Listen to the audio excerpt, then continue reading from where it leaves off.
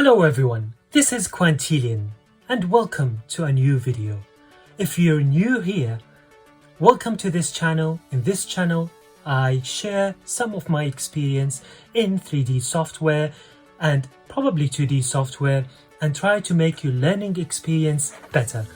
I am Quantilian, I am an architect, a 3D artist and an educator.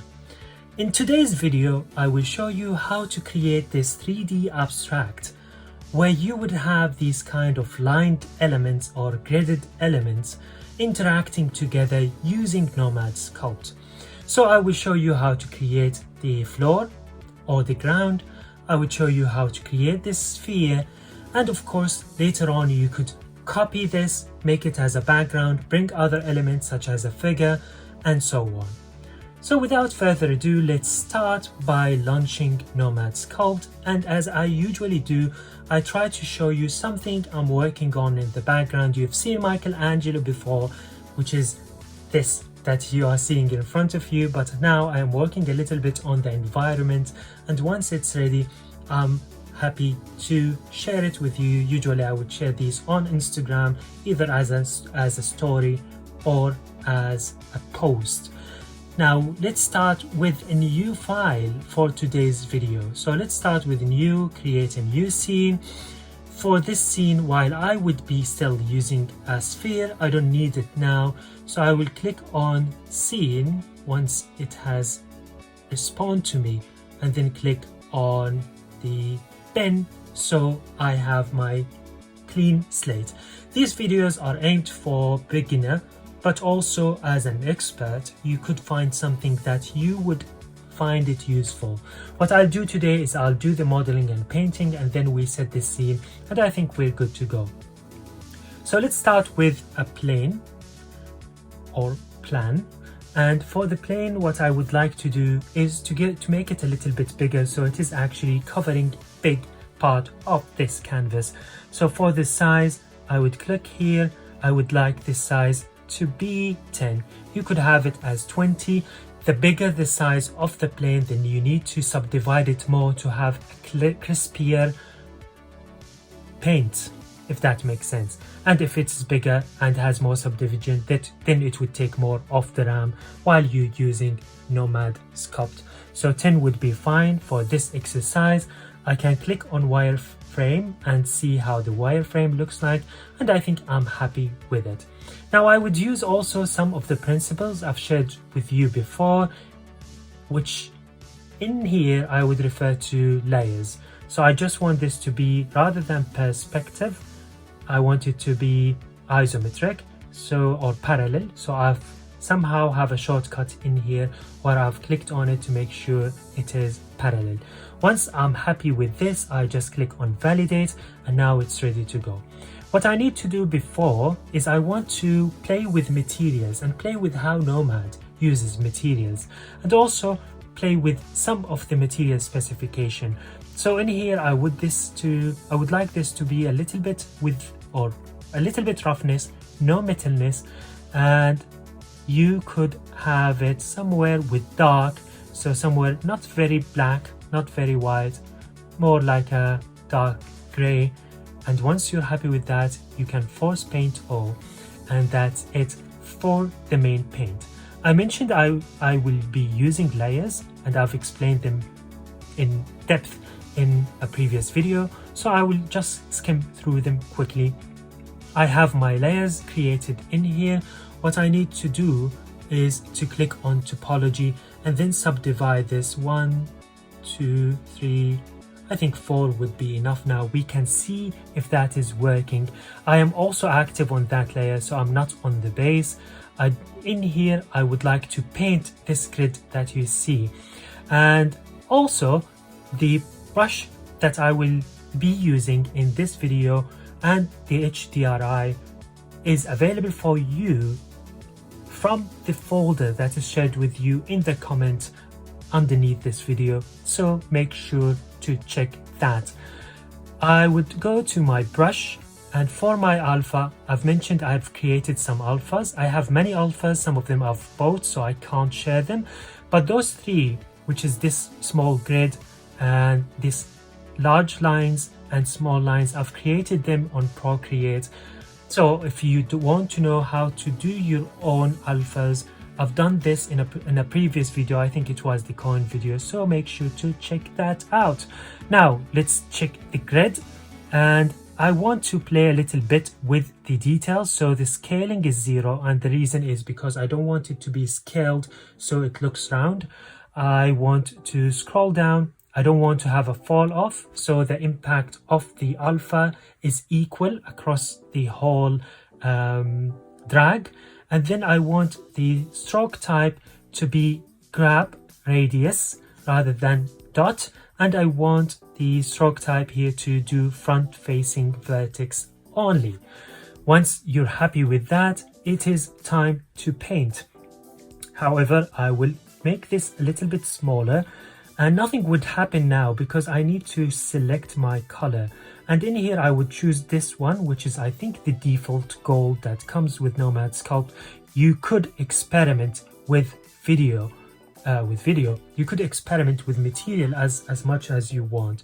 So I've mentioned that this is more like Synthwave or Vaporwave. I don't know if I've mentioned before, but those 3D abstract or terminology are coming from the music industry, if I'm not mistaken.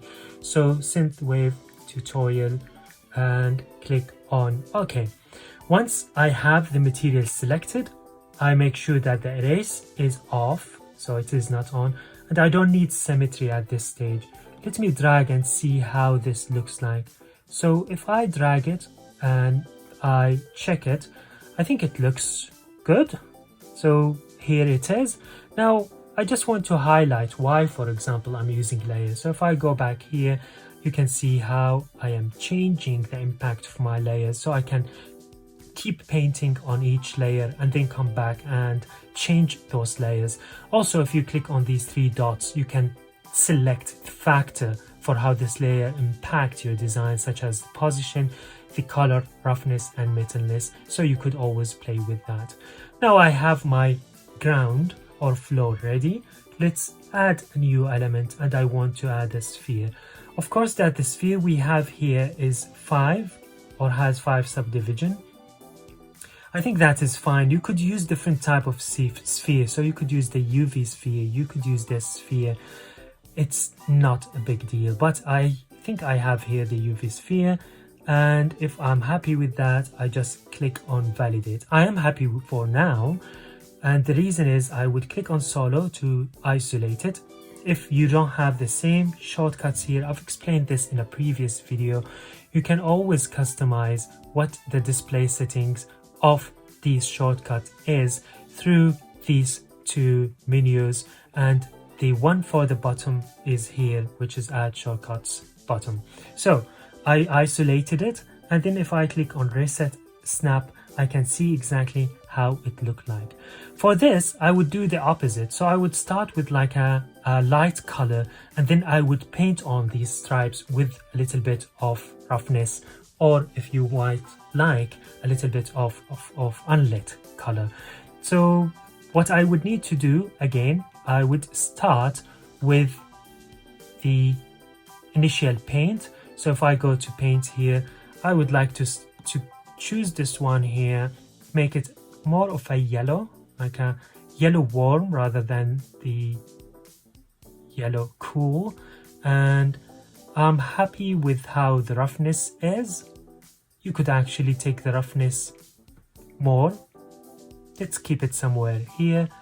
Click on force paint all, and I would show you now how you could also control your coloring or painting using cell mask if I haven't explained it before. Just remove the symmetry, click on cell mask and click on rectangle, and I don't want this to be covering the whole, let's say somewhere here, and I could start blurring the mask by clicking on the cell mask setting, blur, blur, blur, blur, blur, blur, blur. Click it as much as you like, and then invert and go back to your force paint. Don't click on force paint though, and I want this to be somewhere like pink. So sometimes you find these suns in this kind of retro 3D art, and I would like to create something like that. And I have it as bright as it could without losing the color. And rather than click on force paint all, I would click on paint all, and I would like you to see how it looks like now. And that looks good. Now for the next step, what I need to do is just to cancel or clear the mask selection, and I would like to subdivide this so again the paint looks sharp and clear on it. So I would subdivide it once, twice, 3 times. Again, this is all experiment, so it's up to you how you would like to move forward. In here I would go back to the paint. Remember what I've done with the paint, I've removed the fall off, and I would like to use now this kind of lined alphas, and it's a grab dynamic radius, but this time I would turn off front facing, and the reason I would explain it in a moment, which you would see it yourself. What I need to do is just to zoom out a little bit so I have a more grab for my alpha, and I want this honestly to be somewhere like black, and I want this to be as rough as possible so there is no kind of impact. You see there's like a kind of interesting pattern happening here. Well, that would disappear once the wireframe is off. Now drag this and up or as big as you wanted it to be, and I want to have a little bit of circles on top. So you can see if I turned front facing off, you won't be able to see what you can see from behind. And now I can remove this solo, and I have my sphere in the middle. Now we have these elements. Let's add a pyramid or a few pyramids and organize them behind. Again, as I mentioned, I will share with you the 3 patterns brush and the HDRI so you could follow what I have done and probably add into it. You can copy the ground and rotate it as 90, push it backward and change the pattern, experiment with colors, with reflection, but it's all having the same principles. So let's add a pyramid. I don't think I've saved. Let me just save just in case. And now let me add a pyramid. You don't have a primitive that is pyramid, but if you add a cone, as you see here, and then you go to topology and change the division from 6 to be, or 66 to be 4, and click OK, you would have a pyramid. And if you want a pyramid that the height of it is exactly as the base, then I would change the height to 1, similar to the base, and you end up with a pyramid that is clean. Now the problem with this is if you subdivide it, it would always go back to looking like a cone. So my advice is, if you want to keep a pyramid, and then if you want to do some sculpting on it from the beginning before you validate, make sure that the division is high for the X only, so you need to remove the constant density and keep the others and play with them. I'm sure you can do it on your own. Now let's click on validate and bring the pyramid and try to adjust the pyramid in a way that is touching or syncing. Now it's just a matter of you organizing your different elements. So I'm using the clone button and then moving it around. I could also scale it a little bit down, and then again clone, move it around, make it a little bit bigger and move it as you see. I also would like to bring my sphere to the front, and I do believe this would be enough to show you what or how this work of art is. And let's start now by turning off the wireframe and starting with a perspective and trying to setting for my perspective a little bit of an angle that you're happy with. You can say, okay, more of this, we could add element, but in reality the more elements you would have, it would impact how many of the RAM is being used. Also, you could say, oh, Quintillion, what's happening here? This does not look like any kind of synthwave. Well, I would say just wait a little bit until we actually start playing with the material and the HDRI. So the first I would like to bring is the HDRI. To do so, what I would need is to go to my environment or shading light environment setting, and as you can see, I have created here those three in Procreate. Let me bring this first one here, and as you can see, it is quite bright and it does not look like a synthwave yet. However, what can be done at this stage is that you could usually go to your post-processing and turn on the reflection, and now you can start seeing that there is a little bit of reflection happening. I can also turn on ambient, and always for ambient I like to crack up the strength, crack up the size, and then move the curvature bias down, and then from there try to change up to what I think looks good, and then change the strength. I mean, this is how I use it. It's a very small effect, but believe me, it's working. Now for the background, as you've mentioned, because we have this as color, if I put it as an environment, you can see that it is a very lit environment, and I don't want that. So for now, what I would need to do is change from the color into like something dark. It could be even something in this spectrum of colors.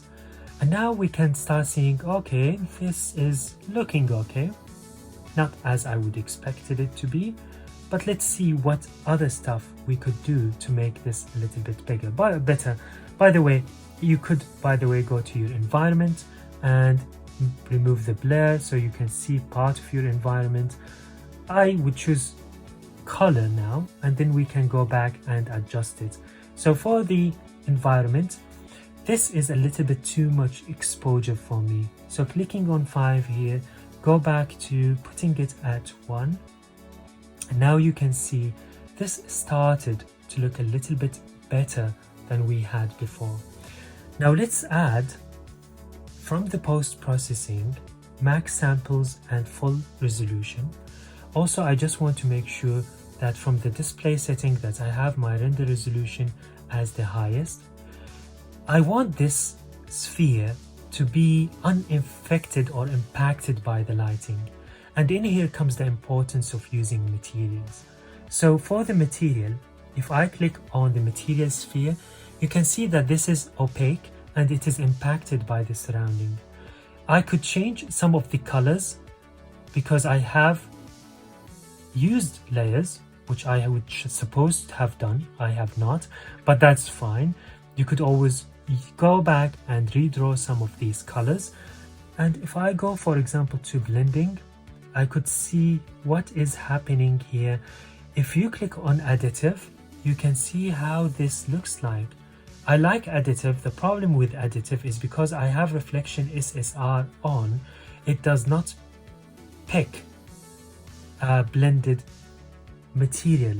So in this case, a refraction would look nice as well, but again, it is impacted by the light. Let's go to opaque, and rather than keeping it as all as lit, click on always unlit. And now you can see how suddenly this sphere has become bright. And in this situation, if I go to post-processing and click on depth of field and select my sphere, you can start see a little bit of the impact I was talking about before. Let's set up the pyramids from behind. So the first pyramid that you see in here, I would go to the material and I would choose something like full metallic. The other one is similar. Click on paint, force paint all. The third one, you could also experiment with different type of material. So if I click on first paint all here, remove the roughness, or add the roughness, remove the metalness, click on first paint all, I could add a little bit of metalness actually, and then change this into a refraction. You can't see that, can you? But let me show you. And now I have a refraction on this rather than an actual reflection. And now it's just a matter for me working with colors, elements, and organizing them. So this is quite straightforward. It's something you might not have thought of, but I thought I would give you a little bit of how this works. Now, again, it does not look quite right. Let me push this sphere behind, and I could grab it or bring it a little bit to the ground. I could also move this pyramid somewhere here, rotate it, and with the depth of field on, the last setting that I would recommend to have this kind of impactful design is to turn the bloom. And in the bloom here, you can see me pushing the intensity up and down. I think this is tense enough. I can also push the radius up and down, as you can see the impact of it. And once I am happy with the design, you could start importing or adding light sources. And I like to use in here this point light source, which is a new, or in the new update that I have talked about before. So let's add light, click on add light, change that light style into a point. And once I've done that, you can see how impactful it is in the scene. I would change this to something like 10 for now, but you could always again experiment with it. What I want to do is I just want to turn off the post-processing for a moment. Why? Because I want to take this light from here, click on the number, and then push it so it's actually centered within this sphere, if that makes sense. And I could also change the color of that light to be something like a yellow, so that, or a little bit of purple, because that's how the bottom of the sphere look like. And if I have this light in place now, if I go back to post-processing, so what I need to do is click on post-processing, click on, you can see now that we have this light happening. I would show you how you could experiment with different type of HDRI and the impact you would have from these on the design. You can see that this is full metallic. This has a little bit of refraction, and you could add some light. So for example, I could add another light, by the way.